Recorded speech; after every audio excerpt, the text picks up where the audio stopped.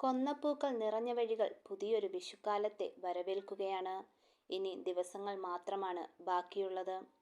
മലയാള പുതുവർഷത്തെ ആദ്യ ദിനമായ മേടമാസം 1-ാം തീയതി പുലർച്ചെയുള്ള ആദ്യ കാഴ്ചയാണ് വിഷുക്കണി എന്ന് പറയുന്നത്.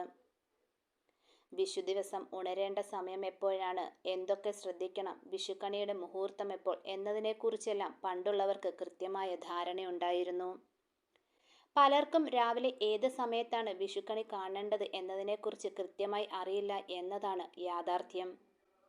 എപ്പോഴും വിഷുക്കണി കാണേണ്ട സമയത്ത് കണ്ടാൽ ഐശ്വര്യവും സമൃദ്ധിയും നേട്ടങ്ങളും ഉറപ്പ്. വിഷുക്കണി കാണാൻ ഏറ്റവും ഉത്തമമായ സമയം എന്ന് പറയുന്നത് പുലർച്ചെ 4:39-നും 5:26-നും ഇടയിലുള്ള സമയമാണ്. ഈ സമയം വിഷുക്കണി കാണുന്നത് വഴി ജീവിതത്തിൽ ഐശ്വര്യവും സമ്പൽ സമൃദ്ധിയും നിറയും എന്നാണ് പറയുന്നത്.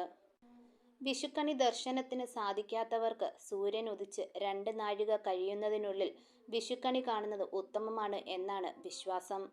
പുലർച്ചെ 4:39 മുതൽ 7:50 വരെയുള്ള സമയം വിഷുക്കണി കാണുന്നതിന് അത്യുത്തമമാണ്. മാത്രമല്ല, വിഷുക്കണി ഒരുക്കിയിരിക്കുന്ന മുഴുവൻ വസ്തുക്കളിലേക്കും കണ്ണെത്തണം എന്നൊരു വിശ്വാസം കൂടി ഇതിലുണ്ട്.